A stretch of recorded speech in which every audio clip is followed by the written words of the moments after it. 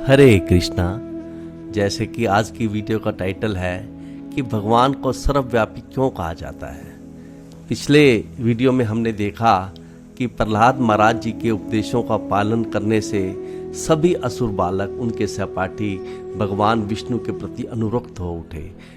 यह जानकर कि अनुराग प्रकट हो गया है तो उनके शिक्षकगण षंड तथा अमर्क बड़े भयभीत हो गए और उन्होंने अपने आप को असहाय मानकर वह हिरण्यकशिपु के पास गए और उनको सारी बात बताई। उन्होंने बताया कि प्रहलाद महाराज ने पूरे स्कूल को ही विष्णुमय कर दिया है। यह सुनकर वह हिरण्यकशिपु बड़ा क्रोधित हुआ तथा उसने प्रहलाद को मारने का निश्चय किया। उसने प्रहलाद महाराज को कटुन वचन बोलते हुए हिरण्यकशिपु ने कहा कि तूने मेरी आज्ञा का उल्लंघन किया है, मैं तुझे आज ही यमराज जी के पास भेज दूंगा। हिरण्यकशिपु ने प्रहलाद जी को कहा कि जब मैं क्रोधित होता हूं उस समय तीनों लोग अपने ईश्वरों सहित भयभीत हो जाते हैं और तू मेरे सामने निर्भीक खड़ा है जबकि तूने मेरी आज्ञा का उल्लंघन भी कर रहा है। किसके बल पर तू ऐसा कर रहा है? प्रहलाद महाराज ने उत्तर दिया, हे राजन, आप मेरे बल का स्रोत जानना चाह रहे हो।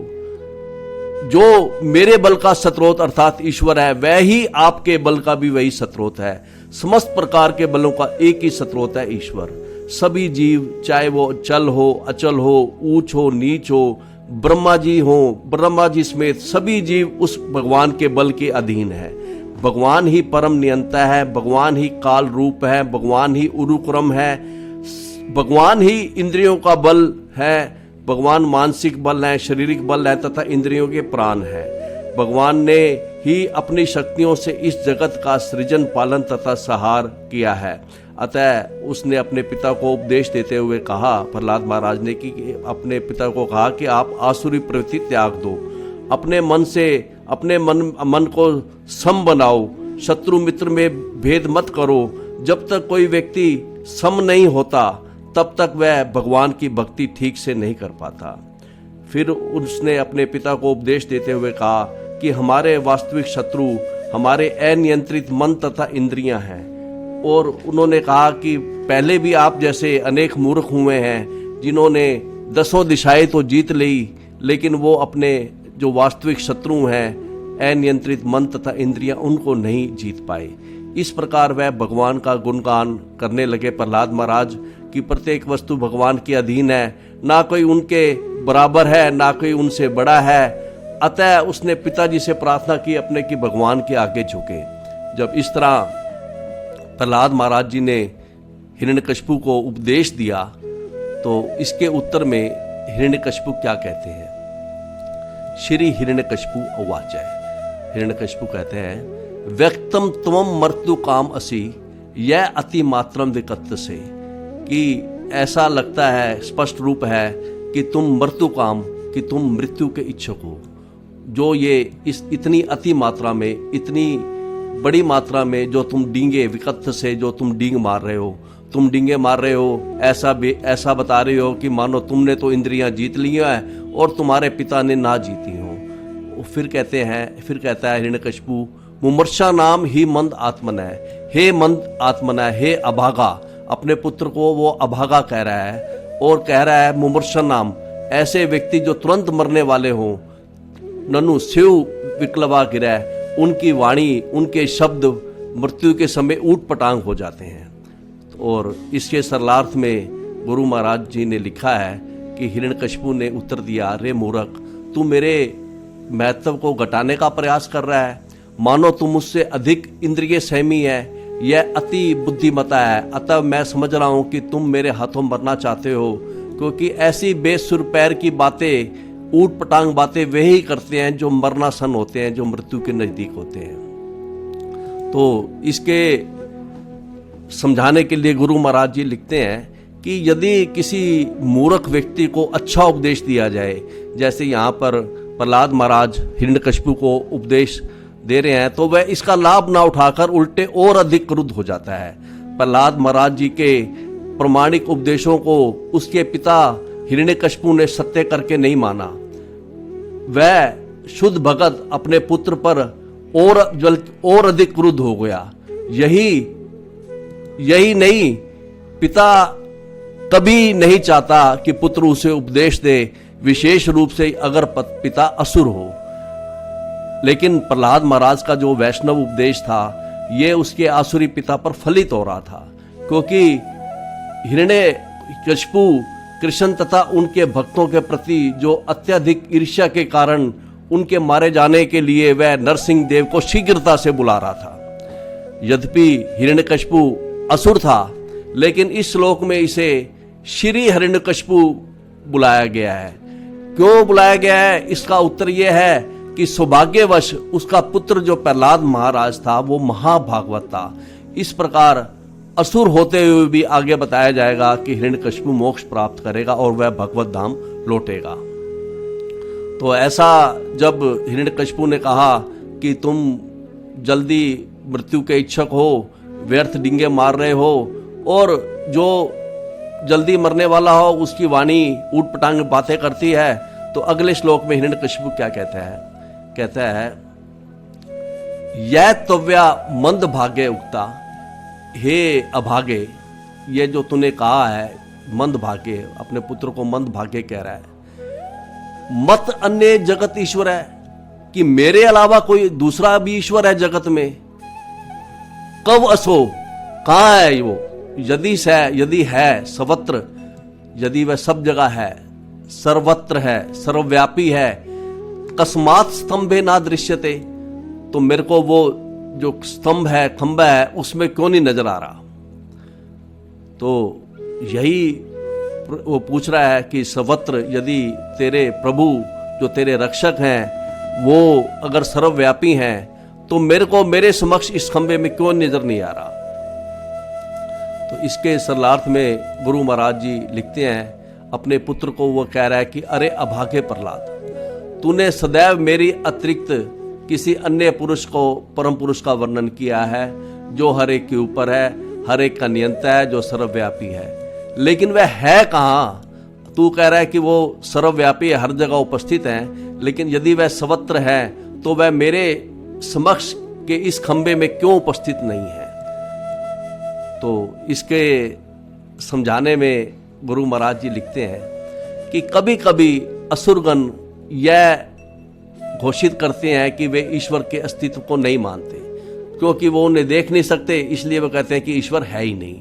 जबकि भगवान ने गीता के 7वें अध्याय के 25वें श्लोक में लिखा है, बोला है भगवान ने, ना अहम प्रकाश सर्वस्य योग माया सम आवृत है, कि मैं कभी मूर्ख तथा अज्ञानी के समक्ष प्रकट नहीं होता, उनके लिए मैं योग माया से आवृत रहता हूं। भगवान केवल भक्तों द्वारा देखे जाने के लिए अनावृत रहते हैं, लेकिन अभक्त उन्हें नहीं देख सकते। इसका यह सिद्ध हुआ कि प्रहलाद महाराज तो उनको देख पा रहा था, लेकिन हिरण्यकशिपु उनको नहीं देख पा रहा था। भगवान का दर्शन पाने की योग्यता ब्रह्म संहिता के 5.38 श्लोक में भी ये लिखा गया है कि जिस भगत ने भगवान कृष्ण के प्रति सच्चा प्रेम विकसित कर लिया है वह उन्हें सर्वत्र सदा देख सकता है, किंतु असुर उन्हें नहीं देख सकता, क्योंकि उसे परमेश्वर का स्पष्ट ज्ञान नहीं है। जब हिरण्यकशिपु प्रहलाद महाराज को मार डालने की धमकी दे रहा था, तो प्रहलाद ने निश्चित रूप से अपने तथा अपना पिता के समक्ष खड़े खंबे को देखा, और यह भी देखा कि भगवान उसे अपनी आसुरी पिता के शब्दों से ना डरने के लिए प्रोत्साहित करने हेतु उस खंबे में उपस्थित हैं। भगवान उसकी रक्षा करने के लिए उपस्थित थे। हिरण्यकशिपु ने प्रहलाद महाराज के कथन पर ध्यान देते हुए उससे पूछा, बोल तेरा ईश्वर कहाँ है। प्रहलाद महाराज ने उत्तर दिया, वे सर्वत्र हैं, सर्वव्यापी हैं। तब हिरण्यकशिपु ने फिर पूछा, तो वह मेरे सामने वाले खंबे में क्यों नहीं है। इस तरह भगत समस्त परिस्थितियों में परमेश्वर का सदैव दर्शन कर पाता है, लेकिन अगर कोई भक्त नहीं है, अभक्त है, तो वह ऐसा नहीं कर पाता। इस श्लोक में प्रहलाद महाराज के असुर पिता ने प्रहलाद महाराज को अत्यंत अभागा कहा है। मंदभाग्य क्या है? क्योंकि वह उसकी संपत्ति का उत्तराधिकार प्राप्त नहीं कर सकेगा उस प्रहलाद महाराज, क्योंकि हिरण्यकशिपु ने सोच लिया था कि मैं इसका वध कर दूंगा। हिरण्यकशिपु को यह ज्ञात नहीं था कि वास्तव में प्रहलाद महाराज तीनों लोकों में सर्वाधिक भाग्यशाली पुरुष थे, क्योंकि उनकी रक्षा स्वयं परमेश्वर कर रहे थे। ऐसा होता है, ऐसी अज्ञानता होती है असुरों के। वह यह नहीं जानते कि भगत समस्त परिस्थितियों में भगवान द्वारा रक्षित होता है। तो अगले श्लोक में हिरण्यकशिपु क्या कहता है अपने पुत्र प्रहलाद को? वो कहता है कि स अहम विकत मान से शिर कायात हरामी थे, कि जो तुम इतना अधिक अनर्गल प्रलाप कर रहे हो, इतनी डींगे मार रहे हो, मैं तुम्हारा सिर तुम्हारी काया से भिन्न कर दूंगा, छिन्न कर दूंगा।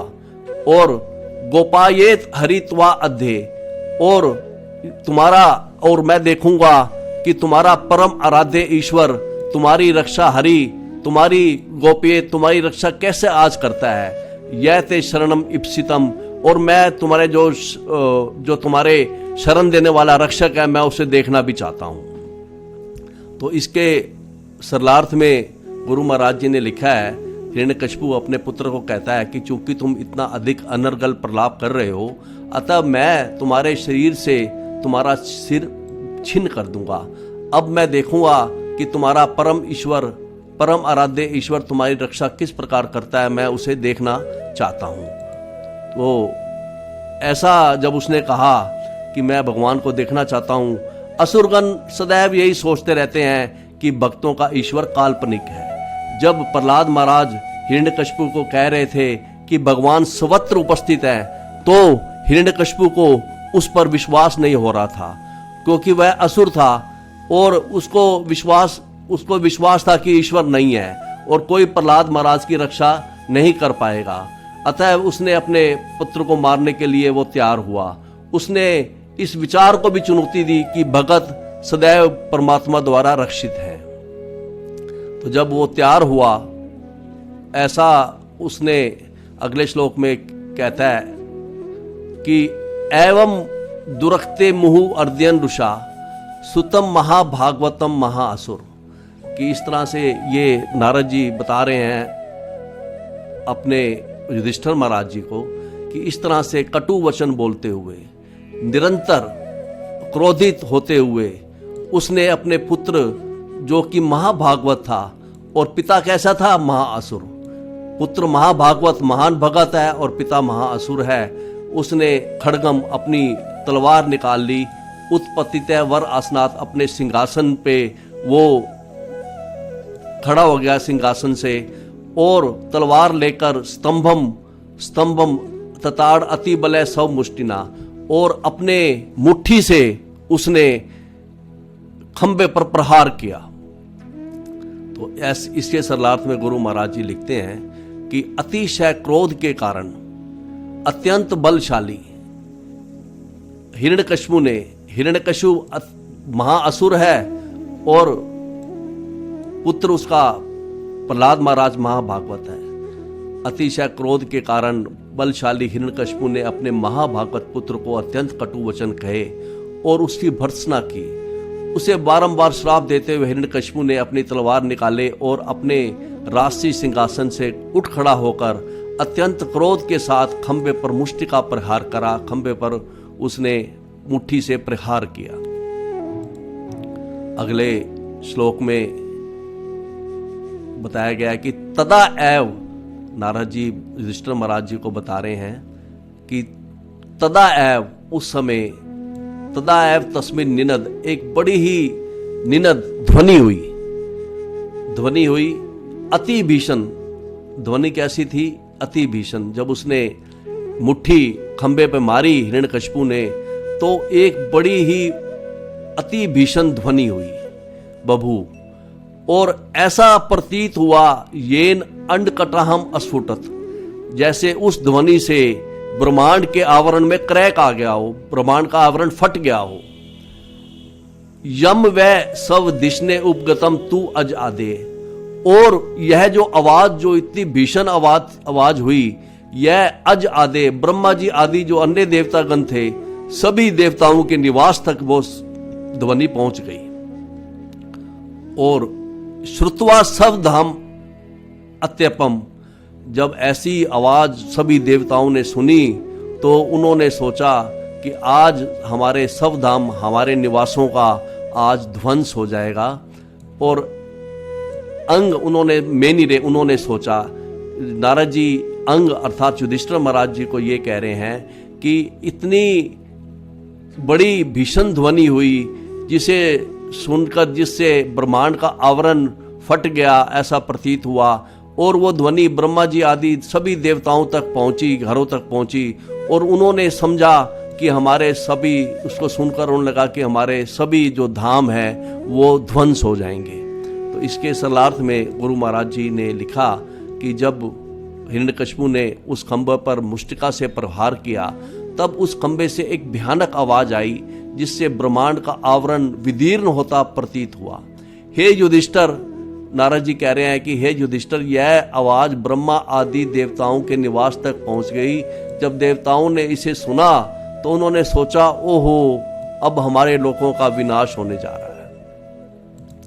तो अगले श्लोक में जब ऐसी ध्वनि हुई और सह विक्रम हिरण्यकशिपु पुत्रवध इप्सु, अपने पुत्र का वध करने का इच्छुक तो था ही वो, निशम्य, जब उसने ऐसी वाणी सुनी, निशम्य, निहार्दम अपूर्वम अद्भुतम, जब उसने ऐसी भयानक, निहार्दम, ऐसी भयानक ध्वनि सुनी, अपूर्वम, जिसे आज से पहले कभी नहीं सुना गया था, ऐसी अद्भुत ध्वनि सुनकर जो हिरण्यकशिपु, जो कि अपने पुत्र का वध करने का इच्छुक था, अंत सभायाम, अपनी उस सभा के भीतर, ना ददर्शय तत्पदम, उस वाणी के मूल को नहीं देख पाया। उसे वाणी तो सुनाई दी लेकिन वाणी का मूल उसको नजर नहीं आया। तो जब ऐसा हुआ तो हिरण्यकशिपु वित्रतसु, बड़ा भयभीत हो गया। ना केवल हिरण्यकशिपु बल्कि सुर अरियूथपा, जो देवताओं के शत्रु जितने असुर गण नायक हैं, ये सारे असुरों के अन्य नेता भी सभी भयभीत हो गए। ना केवल हिरण्यकशिपु भयभीत हुआ बल्कि असुरों के जो दूसरे नायकगण थे वो भी ऐसी आवाज सुनकर भयभीत हो गए। जैसा कि भगवान ने गीता में भी कहा है कि हे कुंती पुत्र अर्जुन, मैं ही जल का स्वाद हूं, चंद्रमा का प्रकाश हूं, वैदिक मंत्रों का ओम शब्द मैं ही हूं, आकाश एवं मनुष्य के पुरुषार्थ की ध्वनि भी मैं हूं। यहां पर भगवान ने आकाश में जो भीषण ध्वनि द्वारा सर्वत्र अपनी उपस्थिति प्रकट की, ताकि हिरण्यकशिपु जैसे असुर भगवान की परम नियंत्रक शक्ति का अनुभव कर सकें। इस प्रकार हिरण्यकशिपु बड़ा भयभीत हो गया। कहते हैं कि मनुष्य चाहे कितना भी बलशाली क्यों ना हो, वह वज्रपात की ध्वनि से सदैव भयभीत रहता है। इस प्रकार हिरण्यकशिपु तथा उसके संगी असुर उस ध्वनि के रूप में उपस्थित भगवान की उपस्थिति से भयभीत हो उठे। तो इसके सरलार्थ में गुरु महाराज जी लिखते हैं कि अपने पुत्र को मारने के इच्छुक हिरण्यकशिपु ने जो इस तरह अपना अद्वितीय शौर्य दिखला रहा था, जब एक अद्भुत भीषण घोर ध्वनि सुनी जिसे इसके पूर्व कभी नहीं सुना गया था, इस ध्वनि को सुनकर अन्य असुर नायक भी भयभीत हुए। इस सभा में इस ध्वनि के उद्गम को कोई नहीं ढूंढ पाया, तो भयभीत हो गए। तो इस श्लोक में भगवान की श्रेष्ठता का वर्णन है कि भगवान सर्वव्यापी हैं। वो कहते हैं कि भगवान सत्यम विधातुम, अपने निज भृत्य भाषितम, जो उनके दास प्रहलाद महाराज ने निज भृत्य, जो प्रहलाद महाराज जी के सेवक हैं, दास हैं, भगवान के दास हैं प्रहलाद महाराज, निज भृत्य भाषितम, जो उनके भक्त प्रहलाद ने जो बोला था उसको सत्य सिद्ध करने के लिए, सत्यम विधातुम, ये सिद्ध करने के लिए भगवान प्रहलाद महाराज ने बताया था कि भगवान सब जगह हैं, सर्वव्यापी हैं। भगवान की व्यापितम चै भूतेषु अखिलेषु चै आत्मन है। भगवान की उपस्थिति सभी जीवों तथा तत्वों के मध्य में है। सभी जीवों में भी भगवान है, सभी तत्वों में, पृथ्वी, अग्नि, जल, वायु, आकाश, सभी जगह भगवान विद्यमान है। भगवान कण कण में विद्यमान है। तो जब ऐसा अपने भगत द्वारा बोले गए शब्दों को सिद्ध करने के लिए भगवान ने अपनी उपस्थिति वहां दिखाई स्तंभ के अंदर, खंबे के अंदर, और यह दिखाने के लिए भगवान ने अपना उस खंबे के अंदर अपना अभूतपूर्व अद्भुत रूप प्रकट किया।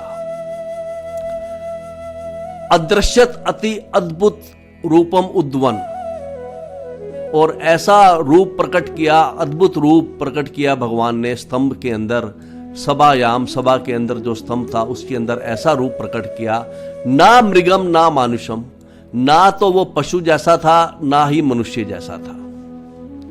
तो भगवान ने अपने भगत प्रहलाद द्वारा कहे गए शब्द कि भगवान सर्वव्यापी हैं, भगवान की उपस्थिति सभी जीवों तथा सभी तत्वों के कण कण में विद्यमान है, यह सिद्ध करने के लिए भगवान श्री हरि ने अपना अभूतपूर्व अद्भुत रूप प्रकट किया। जब हिरण्यकशिपु ने प्रहलाद महाराज से पूछा कि तुम्हारा भगवान कहाँ है, तो वह इस खंबे में उपस्थित है। तो प्रहलाद महाराज ने निर्भीक होकर उत्तर दिया, हाँ मेरे भगवान सर्वत्र उपस्थित हैं। और भगवान ने ना केवल इसमें भगवान अपने भक्तों के वचनों को सिद्ध किया, बल्कि अतएव यह हिरण्यकशिपु को यह विश्वास दिलाने के लिए कि प्रहलाद महाराज का कथन सत्य है, भगवान उस खंबे से प्रकट हुए। वे आधा सिंह तथा आधा मनुष्य के रूप में उस खंबे में से प्रकट हुए, जिससे हिरण्यकशिपु यह नहीं जान पाया कि यह विराट देव जो हैं ये सिंह है या मनुष्य हैं। अपने भगत के कथन की पुष्टि करके भगवान ने सिद्ध कर दिया। उन्होंने अपने भक्तों की वचन कथन की भी पुष्टि करी और भगवान ने सिद्ध कर दिया कि उनका भगत कभी विनष्ट नहीं होता, क्योंकि वे भगवान की उसकी रक्षा के लिए तैयार थे। जैसा कि भगवान ने गीता में क्या अर्जुन को कहा है कि हे अर्जुन, यह घोषणा कर दो कि मेरे भगत का कभी भी विनाश नहीं होगा। और भगवान ने नरसिंह देव में प्रकट होकर उन्होंने अपने भगत को ना केवल बचाएंगे, भगत के कथन भी सत्य सिद्ध कर दिया उन्होंने। और नरसिंह देव के रूप में प्रकट होकर भगवान ने ब्रह्मा जी के वचनों को भी रख लिया। ब्रह्मा जी से वरदान लिया था हिरण्यकशिपु ने कि ना तो उसका वध किसी पशु के द्वारा हो ना मनुष्य द्वारा हो। और भगवान ने ब्रह्मा जी के वचनों को भी रख लिया कि भगवान ऐसे रूप में प्रकट हुए जो कि ना तो पूरी तरह मनुष्य का था ना ही वो सिंह का था। तो इसके सरलार्थ में गुरु महाराज जी लिखते हैं कि अपने दास प्रहलाद महाराज के वचनों को सिद्ध करने के लिए कि वे सत्य हैं, अर्थात यह सिद्ध करने के लिए कि भगवान सर्वत्र उपस्थित है, यहाँ तक कि सभा भवन के खंबे के भीतर भी हैं। तो भगवान सर्वव्यापी हैं। सर्वव्यापी का यही अर्थ है कि भगवान सभी जीवों के मध्य भी हैं और सभी कण कण में विद्यमान है, भगवान खंबे के भीतर भी हैं। और यह बात सिद्ध करने के लिए भगवान श्री हरि ने अपना अभूतपूर्व अद्भुत रूप प्रकट किया। यह रूप ना तो मनुष्य का था ना सिंह का था। इस प्रकार भगवान उस सभा कक्ष में अपने अद्भुत रूप में प्रकट हुए। तो जब ऐसे भगवान वहां पे प्रकट हुए तो वो हिरण्यकशिपु सत्वम एनम पारितय विपश्यन, वो चारों ओर इस सजीव प्राणी को वो देखते हुए उसके वो चारों तरफ जब वो देख रहा था कि आवाज कहाँ से आ रही है, ध्वनि कहाँ से आ रही है, तो स्तंभ से मध्यात, स्तंभ के मध्य से अनुनिर्जहानाम, और बाहर निकलकर भगवान ने ना अयम मृगे, ना ये पशु थे, ना अपि ना ये नर थे, बड़े ही विचित्र थे। अहो किम एतत्, वो बड़े विचार में पड़ गया कि ये मृग है, पशु है या मनुष्य है। तो इसके सरलार्थ में गुरु महाराज जी लिखते हैं कि जब हिरण्यकशिपु उस ध्वनि का स्रोत ढूंढने के लिए इधर उधर देख रहा था तो उस खंबे से भगवान का एक अद्भुत रूप प्रकट हुआ जो ना तो मनुष्य का था ना ही सिंह का माना जाता था। हिरण्यकशिपु आश्चर्यचकित हुआ, यह कैसा प्राणी है जो आधा पुरुष तथा आधा सिंह है। तो भगवान अपने भगत की रक्षा के लिए, भगत के वचन को कथन को सिद्ध करने के लिए कि भगवान सर्वव्यापी हैं, उन्होंने खंबे में से अपने आप अद्भुत रूप प्रकट किया। जैसा कि आज की इस वीडियो का टाइटल भी यही है कि भगवान को सर्वव्यापी क्यों कहा जाता है, सर्वत्र क्यों कहा जाता है। सर्वव्यापकता का अर्थ है, सर्वव्यापी का अर्थ है कि ईश्वर एक ही समय में हर जगह में रहने में सक्षम है। भगवान जैसे कि इस चित्र में दिखाया है कि सभी जीवों के मध्य में भी भगवान है, सभी कोई भी जीव हो और सभी भौतिक तत्वों में भी सभी भौतिक तत्वों में भी पृथ्वी, अग्नि, जल, वायु, आकाश, कण कण में भगवान विद्यमान है। इसीलिए भगवान को सर्वव्यापी कहा जाता है और उनकी दिव्य उपस्थिति पूरे ब्रह्मांड को कवर करती है। ऐसा कोई स्थान नहीं है जहां भगवान का निवास ना हो। तो इस तरह से आज हमने देखा कि किस तरह से भगवान नरसिंह के रूप में प्रकट हो रहे हैं अपने भगत को बचाने के लिए, अपने भगत के वचनों को सिद्ध करने के लिए तथा नारद जी के भी वचनों का मान रखने के लिए भगवान ने नरसिंह का अवतार लेकर, अब वो कैसे अगले वीडियो में बताया जाएगा कि वो कैसे अवतार लिया उन्होंने, उनका क्या रूप था भगवान का, उनका रूप का वर्णन, और फिर आगे कैसे भगवान नरसिंह अवतार लेके हिरण्यकशिपु का वध करेंगे, इसको हम अगली सीटिंग में लेंगे। तब तक के लिए हरे कृष्णा।